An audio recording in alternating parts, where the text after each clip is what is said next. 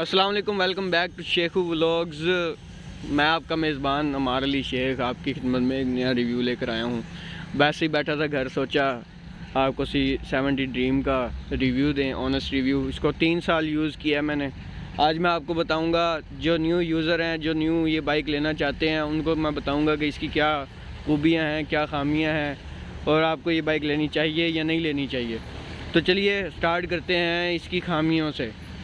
इसकी सबसे बड़ी खामी है, जो इसका मसला है वो है ये। आप इसका शोर सुन रहे होंगे, ये too much plastic used in this bike.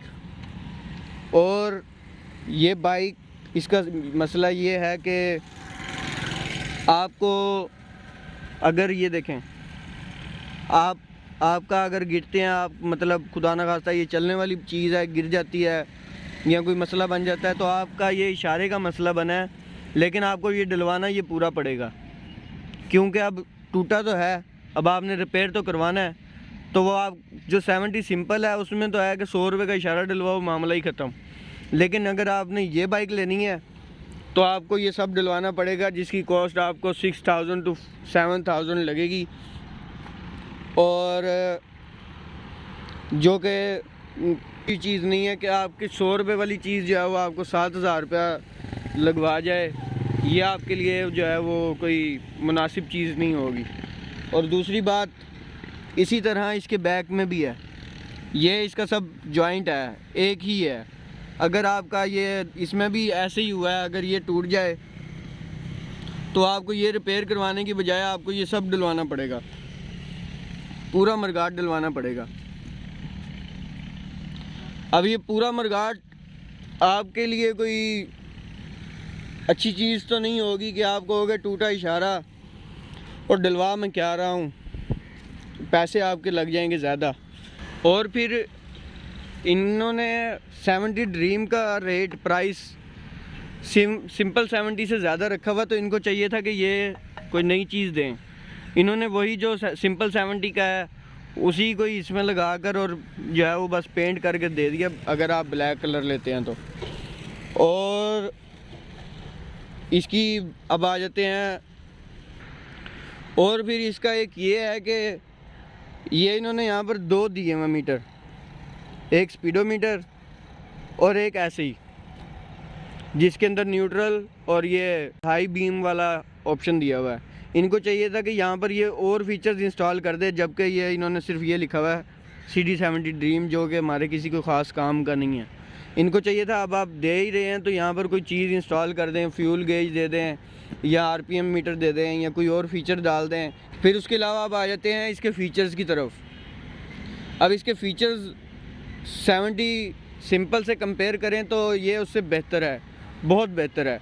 इसकी सस्पेंशन ये थोड़ी सी लंबी है, उससे ये स्मूथ है, और इसकी पेंट क्वालिटी आउट क्लास है as compare to simple bike. आप ये देख सकते हैं कि ये इसके ऊपर रगड़ लगी है, ये मैंने इसके ऊपर शीट लगवाई हुई है, और ये शीट है और अच्छी तरह, मतलब वो चीज़ रगड़ खाई है जो चीज़ यहाँ पर पड़ी हुई थी, मैंने कोई सामान वगैरह रखा होगा, लेकिन नीचे इसका पेंट नहीं उतरा, बिल्कुल भी नहीं उतरा।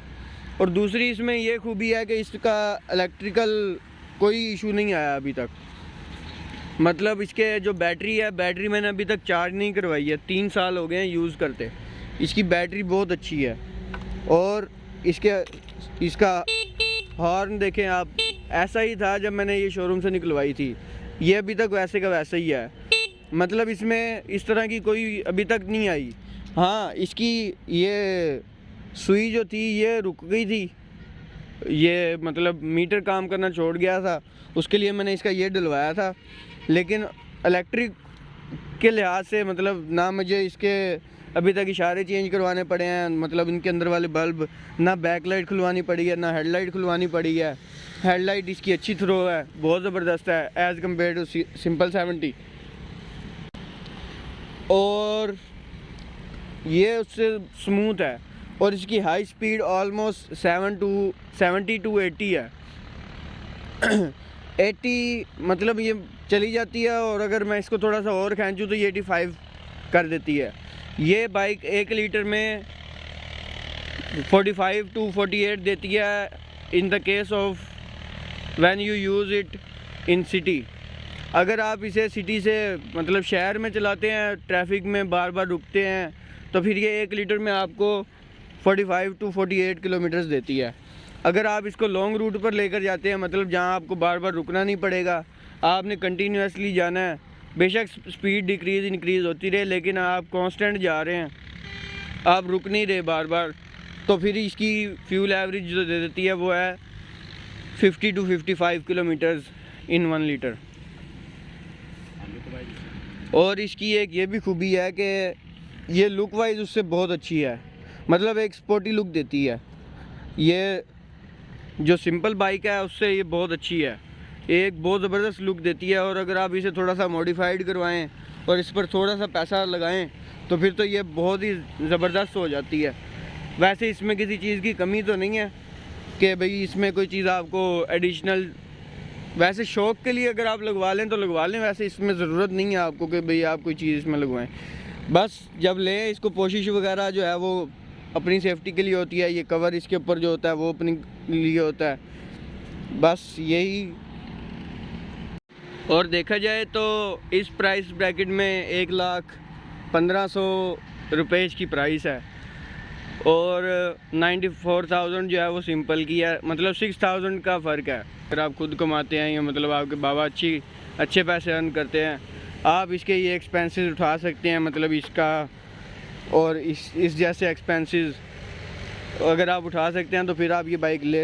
1 लाख की प्राइस में, ये प्राइस ब्रैकेट में ये बहुत बेहतरीन बाइक है। और इसके अलावा जो इसकी ट्यूनिंग है, और वो ट्यूनिंग का जो एक्सपेंस है वो ऑलमोस्ट 1,000 to 1,500 है, मतलब इतने कम मुनासिब प्राइस में। और ये भी तब है जब आप होंडा वालों के पास जाते हो। अगर आप लोकल जाते हो तो वो तो 700-800 रुपये में आपका काम कर देते हैं, ट्यूनिंग, ऑयल, फ़िल्टर सब कुछ करके दे देते हैं आपको सिर्फ 700 से 800 रुपये में। लेकिन मैं आपको रिकमेंड यही करूँगा कि आप होंडा वालों के पास ही जाएं हमेशा। वो थोड़े पैसे ज़्यादा लेते हैं लेकिन वो आपकी चीज़, आपका काम बहुत बेहतरीन करके देते हैं।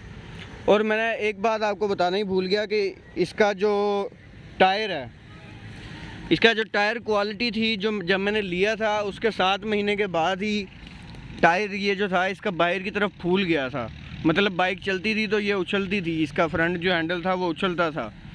और दूसरा मशवरा मैं आपको ये देना चाहूँगा कि मतलब अगर आप सही वाले बाइक लवर हैं, मैंने YBZ यूज़ किया है, यामा YBZ 125, और आपके पास अगर 1 लाख रुपया और आप चाहते हैं कि आपके पास एक अच्छी बाइक हो तो आप या इसका सोच सकते हैं, या फिर आपको अगर न्यू लेनी है तो इसका सोच सकते हैं। अगर न्यू नहीं चाहिए, मतलब अगर आप कहते हैं मेरा थोड़ी हुई चली हुई से गुजारा हो जाएगा, तो मैं आपको रेकमेंड करूँगा यामा YBZ 125। बेहतर बाइक है, बहुत ज़बरदस्त बाइक है। 2-3 साल चली हुई, मतलब या 1 साल चली हुई, अगर आपको अच्छी कंडीशन में वो मिल जाए तो आपकी चांदी ही चांदी है।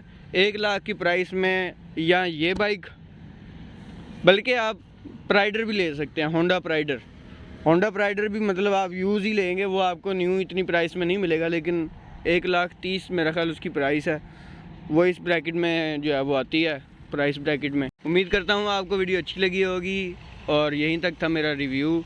आपके सारे सवालों के जवाब अपनी इस वीडियो में दे दिए हैं। अगर आपको 1 लाख की ब्रैकेट प्राइस में कोई बाइक ढूंढनी है तो आप यहीं से सिलेक्ट करेंगे, या YBZ को या प्राइडर को। वीडियो अच्छी लगी हो तो लाइक एंड सब्सक्राइब ज़रूर कीजिएगा, और मिलते हैं अगली इसी तरह की वीडियो में।